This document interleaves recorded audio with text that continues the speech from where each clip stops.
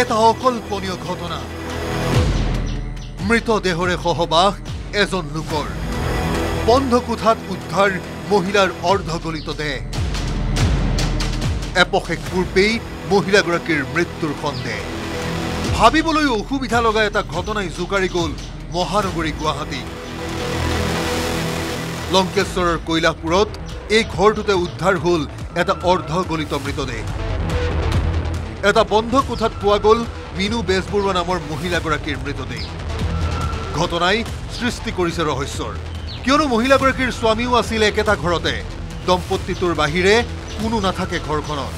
কিন্তু মহিলাগৰাকীৰ মৃত্যুৰ খবৰ পোৱা নাছিল স্থানীয় কোনো এজন বাসিন্দাই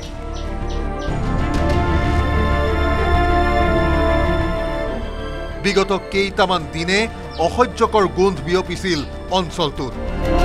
সেই গোন্ধৰ আঁত আৰু কেইবাদিনো মহিলাগৰাকী ঘৰৰ বাহিৰত নেদেখাৰ ঘটনাক্ৰমলৈ লক্ষ্য কৰি স্থানীয় ৰাইজে খবৰ দিলে এলেকাৰ আৰক্ষীক জালুকবাৰী আৰক্ষী উপস্থিত হোৱাৰ পাছতে পোহৰলৈ আহিল বিভৎস ঘটনা পুলিচ আহিল সেইমতে পুলিচে তেওঁলোকৰ যিখিনি একশ্যন সেই একশ্যনখিনি পুলিচ লৈ আছে আৰু এই সেকেন্ড কথা হল এই গিৰেকজন আছে নে আছে পুলিচজন গিৰেকজন ঘৰত আছে কালি যেতিয়া পুলিচ আহিছিল গিৰেকজন আহিছিল আৰু তেওঁলোকে তাক উঠাই লৈ গৈছিল বাকি কিদিন মিটৰৰ লগতে আছিল গিৰেকজন টকা বিচাৰি বদ অভ্যাস থকা স্বামী ৰিংকু দাসে প্ৰায় মিনু বেজবৰুৱাক দাবী ধমক দিয়াৰ অভিযোগ কিন্তু এয়া চিকিৎসাৰ অভাৱতে হোৱা বুলি সন্দেহ একাংশ স্থানীয় বাসিন্দাৰ চিকিৎসাৰ অভাৱত ঢুকাইছে তেখেতৰ নাম হৈছে মিনু বেজবৰুৱা তেওঁ কিন্তু মই জনাত তেওঁ মাৰিব নালাগে এনেই তাৰমানে টকা তাইৰ ইনকামটো তাইক টকা খোজে ঘৈণীয়েকক টকা খোজে টকা নিদিলে দাবী হুমকি দিয়ে কিন্তু এনে আৰু গিৰিয়েক ঘৈণীয়েকৰ অলপ হেৰি থাকিব পাৰে কিন্তু এই মাৰ্ডাৰ কৰাক লগি কিন্তু মই নাভাবো দেই মৃতকৰ আত্মীয়ৰ মতে মানসিকভাৱে সুস্থ নহয় মহিলাগৰাকীৰ স্বামী অলপ কিবা অলপ আছে নেকি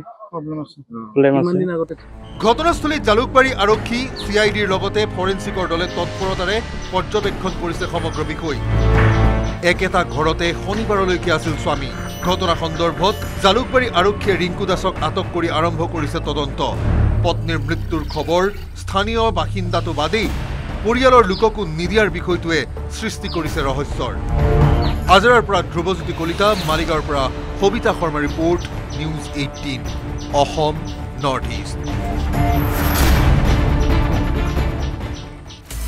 আপুনি বিচৰা বাতৰি পাব কেৱল নিউজ 18 এপত নিউজ 18 এপ ডাউনলোড কৰিবলৈ স্ক্যান কৰক এই QR কোড গুগল প্লে ষ্টৰতো পাব এই নিউজ 18 এপ